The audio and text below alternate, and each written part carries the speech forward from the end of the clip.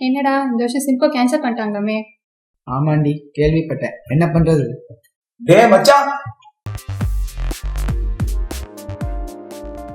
மச்சி சிம்போ கேன்சல் ஆயிடுச்சுல்ல, அதுக்கு பதிலா எல்லாம் சேர்ந்து டெக் ஃபெஸ்ட் பண்றோம்டா.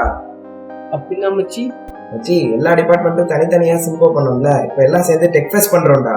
நம்ம சிங்கிளா பண்ணாலே சென்சரி கிரியேட் பண்ணுவோம். நீங்களா பண்றோமா மாஸ் பண்றோம். மச்சான் டெக் ஃபெஸ்ட் பேர் என்னடா? பேரு தானே.